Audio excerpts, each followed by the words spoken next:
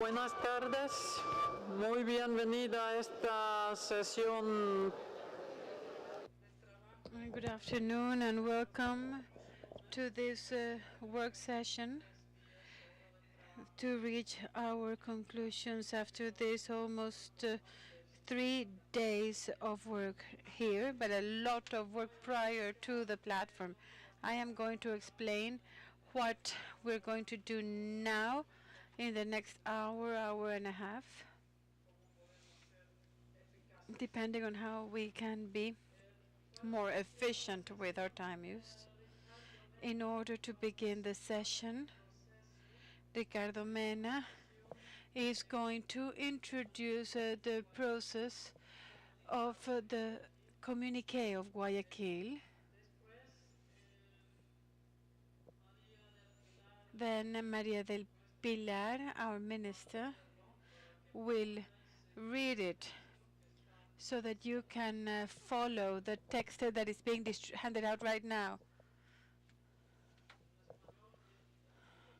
And it's being handed out in English and in Spanish. I will then request for you to support us in this, to give your support to this communique.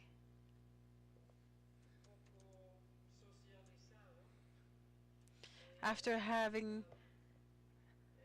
distributed the communique, we're going to invite the groups of stakeholders to make a very brief presentation and to give us their statements of commitment in writing very quickly. And having concluded this work, we will continue with the statements of the governments and other groups that have stated that they actually would like to make a statement. We can continue working until 5. At 5, we will begin with the closing ceremony.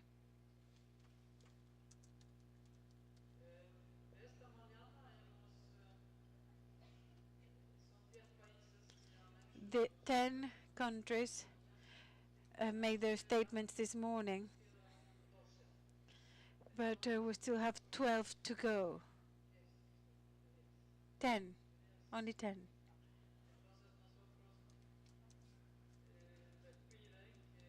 So I would like to request that please you respect the 5 minutes that have been allocated for these interventions, for the government statements, the country statements. Having said this, I am going to invite Ricardo Mena, head of our office in the Americas, to explain the work process to get to the communique of Guayaquil. What has been done, Ricardo? Thank you very much, Mrs. Wallström, and I would like to refer very quickly to the process that we have followed in order to draft the communique that you have in front of you and which is also being projected on the screens. The communique of Guayaquil, which is to your left in English and to your right in Spanish. Oh no, I'm sorry, both are being projected in Spanish. Okay, that's it. One in English and one in Spanish. And so, as you well know, at the end of each regional platform, we issue a communique, which is a non-binding document that summarizes the points of view, the perspectives that have been discussed and worked on during the work of this platform, and which are a first draft that tries to highlight the most important issues coming out of these discussions. Documento que en esta ocasión ha sido elaborado. This document has been put together, by the Advisory Council for the Regional Platform for the Reduction of Disaster Risk in the Americas, which is our guiding entity to define the structure of the document as well as the topics and contents of the agenda of the platform. Along these lines, the Advisory Council After having a first draft, comments were circulated through from all of the members of the Advisory Council, and the second draft that we had available was handed to an editorial committee, which has helped us along these 3 days to polish and improve the document, but above all, to include the main issues that have been cropping up in each one of the theme sessions, as well as the parallel sessions that have been developed until today. From the start of the platform on Tuesday, I would like to thank the members of the editorial committee very much. They have carried out an extraordinary work, trying to have reflected in the document the viewpoints and priorities of the different stakeholders that are members of the regional platform, which are, of course, governments, intergovernmental organizations, international organizations, the different groups of stakeholders involved in this topic, local governments, members of the civil society, representatives also from parliaments, members of the private sector, communitary organizations, NGOs, etc., etc. So all of you who are here and who have contributed so extensively to our discussions in the last 3 days. This is an important product, obviously, of this platform, and it is also a sort of guidelines and document of references, so that those stakeholders that are going to continue with the process towards the creation of the new international framework for disaster risk reduction can include the elements that they consider are relevant to support their positions in the negotiations that will begin in July. So I repeat, this is not a binding document. It is a document of consensus that reflects the very broad visions of all of the stakeholders that I have just mentioned. In addition to the communiqué of Guayaquil, which is the document that we will review now, we are going to make available in the website of the platform a summary of the national consultation processes that we have supported in the last 3 to 4 months, and which also contribute in some aspects that are going to be of interest to you. And that synthesis document will be open for you to contribute additional elements and aspects to what's included there. And we will leave this open for a period of approximately 10 days, so that through the website you will be able to make comments. In the case of the communiqué of Guayaquil, that document will have to be adopted in the same session. Having told you a little bit about the process that we followed, I would like to give the floor back to the president of the session. Thank you for that presentation, and I now have the pleasure of inviting Minister Cornejo for her to read the communiqué of Guayaquil in this 4th regional platform for disaster risk reduction. Thank you. I will read it in Spanish, and I would like to request to the people carrying out the translation that as soon as I finish I'm sorry, not with the translation, with the projection, that as soon as I finish, you roll up both documents. Communiqué of Guayaquil, Ecuador Regional Platform for Disaster Risk Reduction. Guayaquil, May 28th, 2014. It should say 29th, shouldn't it? Yes, that should be corrected to 29th. We, participants at the 4th session of the Regional Platform for Disaster Risk Reduction in the Americas, meeting in Guayaquil, Ecuador, from May 27th to 29th, 2014, thank the people and government of the Republic of Ecuador, particularly, and the Ministry of Foreign Affairs and Human Mobility for the hospitality and support provided for the successful carrying out of this 4th session of the regional platform. 2. We acknowledge the substantial contributions of the Hyogo Framework for Action 2005-2015 for the formulation of strategies and policies for disaster risk management in order to progress towards eradicating poverty, reducing inequality, and achieving sustainable and inclusive development. It is necessary to assess progress and challenges in implementing disaster risk management policies at all territorial and sectoral levels and suggest the necessary adjustments of the post-2015 framework for action. 3. Highlight that the economic loss and damage resulting from disasters and their impact on development continue to increase, mainly from disasters associated with the occurrence of events of low intensity that are hydrometeorological. Moreover, the situation tends to be aggravated by population growth and current patterns of development. In particular, accelerated urbanization, which, when accompanied by weak structures of governance, leads to higher levels of exposure and a greater level of vulnerability in general of nations and communities. 4. Emphasize the great opportunity to influence from the participants' perspective realms of action, the negotiations on the definition of the post-2015 development agenda, the United Nations Framework Convention on Climate Change, as well as the new strategic agenda arising from the World Humanitarian Summit. 5.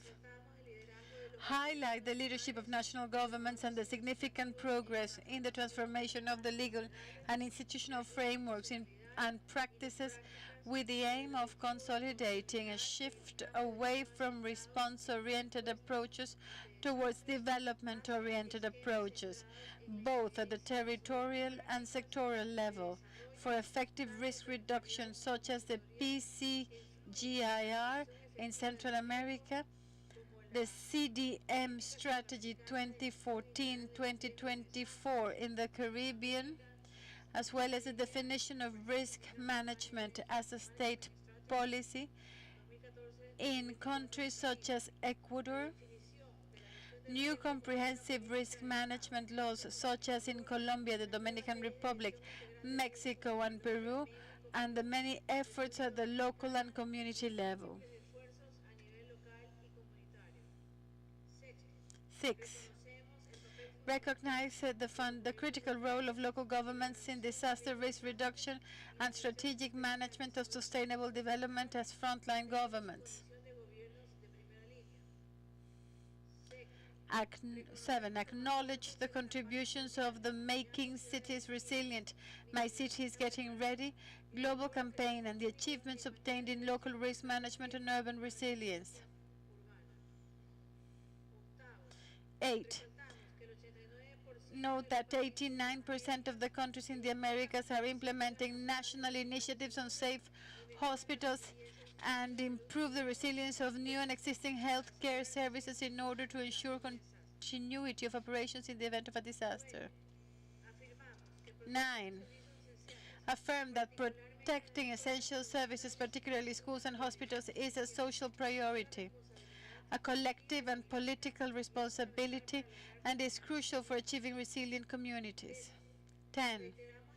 Reiterate the importance of community participation in disaster risk reduction and civic responsibility, as well as the responsibility of the states and territories to take necessary action in this regard in accordance with their respective regulatory framework. 11. Recognize the work and the support in building resilient communities of the organizations and networks of the civil society based on community, including women's organizations, indigenous and Afro-descendant peoples that express through a significant participation in different venues of decision-making at the local, national, regional, and global level. 12. Express our commitment to contribute to the process of review and refinement of the HFA, that will result in the post-2015 International Framework for Disaster Risk Reduction, recognizing that management capacities and the availability of resources to advance towards the risk reduction goals vary considerably across the Americas. This framework should give particular attention to the unique situation of small island and developing states in terms of exposure and vulnerability. 13. Acknowledge the importance of regional cooperation and integration mechanisms such as CARICOM, SICA, UNASUR, AEC, CELAC, and OAS, as well as on intergovernmental agreements and action plans aimed at strengthening policies, adopting strategic risk management agendas. 14. Support the commitments presented before the regional platform by representatives of local governments, as well as the voluntary commitments of civil society organizations, the private sector, and children, youth, and adolescents. 15. Recognize the need to improve coordination in international disaster response, including the process established by the International Humanitarian Assistance Mechanism, MIA, and further strengthen the preparedness, response, and recovery capacity at all community, local, national, and regional levels. 16. Value the contributions of the scientific and academic community in generating knowledge and technological development for risk management decision-making.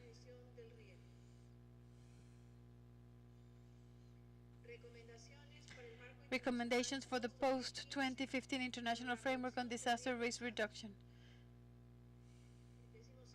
17. Actively work towards achieving coherence among the new agendas surrounding development, risk management, climate change, humanitarian action, and the Conference on Housing and Sustainable Urban Development. Such coherence is expressed in the definition of common indicators and objectives, as well as in the efficient use of resources to promote greater impact within nations and communities. 18. Periodically review the progress towards comprehensive development, enabling the evaluation of coherence and convergence in the application through, among other things, the development of indicators of resilience and new agreed-upon methodologies for monitoring and follow-up, with particular emphasis on the priorities of communities and countries. 19. Improve disaster risk management governance among the various sectors and levels of government, ensuring the responsible participation of the different actors at the local and national levels through, as relevant, decentralization with allocated budgets, clear subsidiary systems, regulations, policies, legislation, and sectorial action plans and accountability mechanisms. 20. Incorporate a focus on the rights of all social sectors, in particular the rights of women, children, persons with disabilities, the elderly, and the young as a cross-cutting foundation of sustainable development and the implementation of public policies, guaranteeing their inclusive participation in the mechanisms for protection and equitable access to health services, education, dignified labor, and social security. Such a focus must value ancestral knowledge and traditions of indigenous peoples and people of African descent throughout the region to prepare, deal with, and overcome disasters. 21. Promote a cross-cutting focus on gender in the development of local and national public policies on disaster risk reduction, guaranteeing that gender considerations are mainstreamed within institutions and recognizing the active participation and leadership of women in strategic risk management. I hope next time we have more women participating. 22. Place community participation at the center of risk management in order to enhance greater comprehension and understanding of risks, access to information, decision-making, strengthen capacities and organizations, the protection of lives, livelihoods, and food security. 23. clearly define the roles and responsibilities of the different actors among the various levels of government and society, respecting autonomy and the established mechanisms surrounding coordination and cooperation.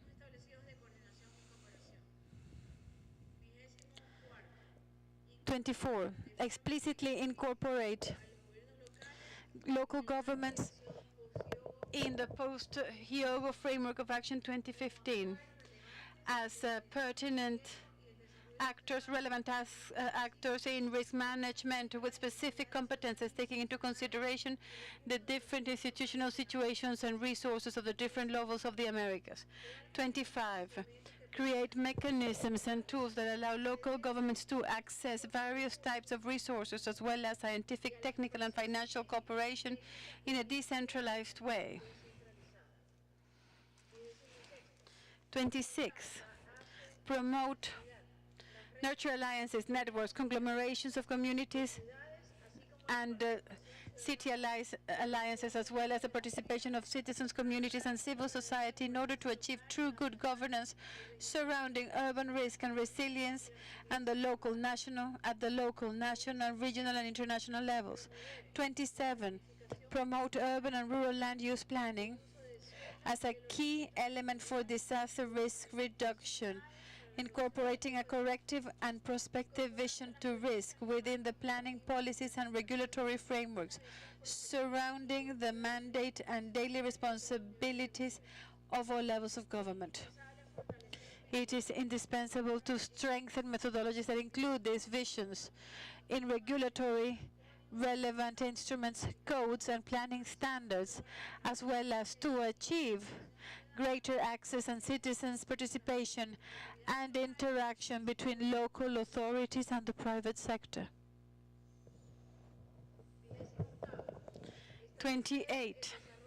Establish the development and implementation of safe school and hospital policies and programs as a priority for action at the local, national, and regional level in order to protect and guarantee access to education and health services before, during, and after disaster situations as a contribution towards the achievement of the Millennium Development Goals. 29. Protect and promote the social, physical, and mental well-being of people as a fundamental asset of communities and nations in order to achieve the goals of sustainable development and disaster risk management. 30. Stimulate policies surrounding fiscal vulnerability reduction in order to guarantee sustainability, including new regulations that contemplate reducing the vulnerability of new projects, cost-benefit analysis manuals, and mechanisms for disaster risk reduction budget tracking, as well as the development of complementary instruments for risk transfer and retention. Similarly, motivate coordinated work among those overseeing the planning and implementation of projects. 31. Highlight that the responsibility of the private sector in building sustainable development should be registered within the mainstream efforts of all actors involved in risk management. Aspects such as business continuity and protecting employees from labor risks, while important, should also be integrated within a broader vision of risk reduction generated by their activities within their social and territorial surroundings. 32. Define the roles, responsibilities, resources, and interinstitutional coordination for recovery. States are encouraged to develop anticipatory planning processes surrounding recovery, including institutional budgets that ensure the avoidance of reconstructing risk and generating new risks. 33. Promote the responsible participation of media in awareness-raising processes, education, and public information in order to support management policies and incentives for resilience. 34. integrate knowledge and information for formulating evidence-based risk management policies. To do so, access to interdisciplinary scientific inputs must be ensured for all actors, with consideration given to local identity as well as conditions regarding culture, gender, and specific needs. The establishment of a scientific academic mechanism is wanted to advise country authorities and strengthen exchange networks.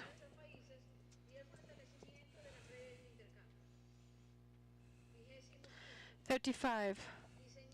Design and articulate educational proposals in schools and universities that emphasize civic values and responsibility. 36.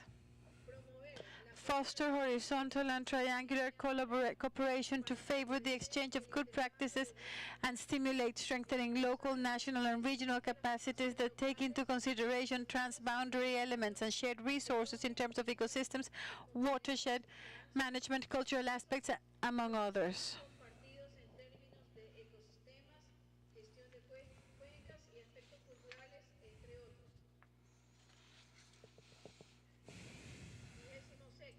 37. Ensure proper disaster preparedness, readiness, and response that include improved coordination capacities at all levels, including legal aspects, resource mobilization, and management of technological information systems, as well as proper planning for early recovery to ensure the protection of livelihoods and productive assets, including livestock, working animals, implements, and seeds. 38. Promote integration and coherence among the disaster risk reduction agendas of the United Nations system. To this end, we call upon the United Nations to strengthen its Office for Disaster Risk Reduction in order to fulfill its mandate, including risk modeling, disaster loss databases, review of regional strategies, as well as to lead the review of terminology and support monitoring the implementation of the post-2015 framework.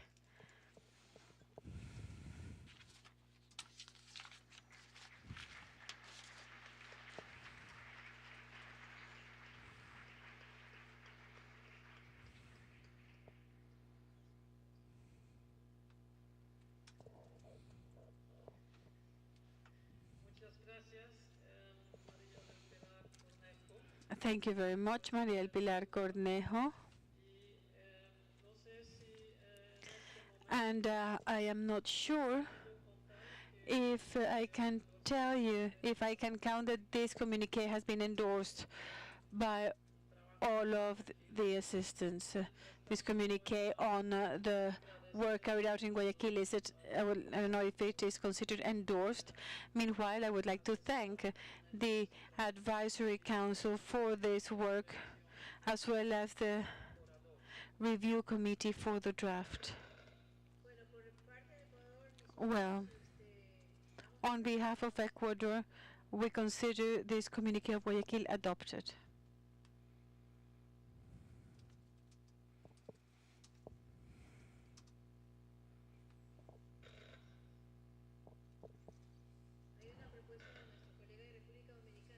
There is a proposal from our colleague of the Dominican Republic. I'm sorry, I cannot hear him. He's not using the microphone.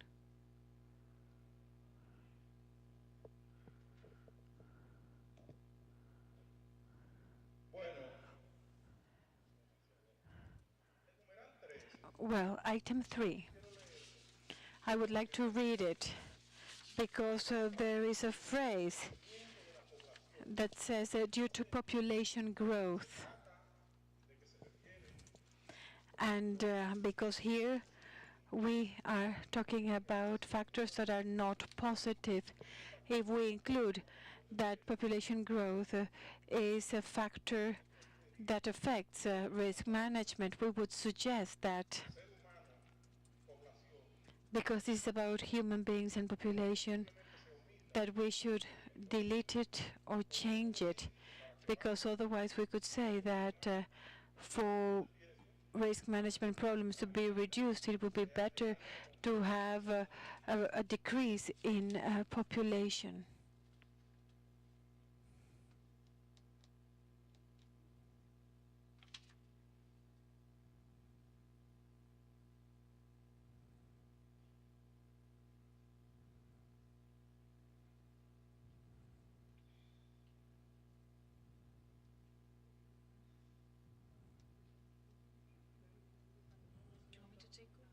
Very well, we take note.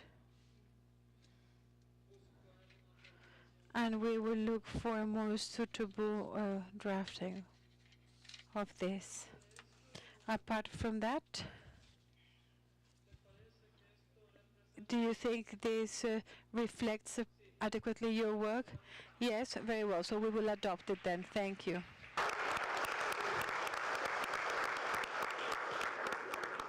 Que no es el crecimiento de la población, sino el crecimiento desordenado de las zonas urbanas. De urbanas, sí. A eso se refiere. Entonces, sí, So we're only explaining this comment of yours so that we can clarify it and make sure that we understand it completely. And we believe that your intention is clear now. And as well, it coincides with the editorial committee. And now we will continue with the representatives of the stakeholders groups that were going to add their comments very briefly as far as their work here. And I'm going to invite you to give their names, and then we're going to invite the states, the countries to continue with their presentations and statements.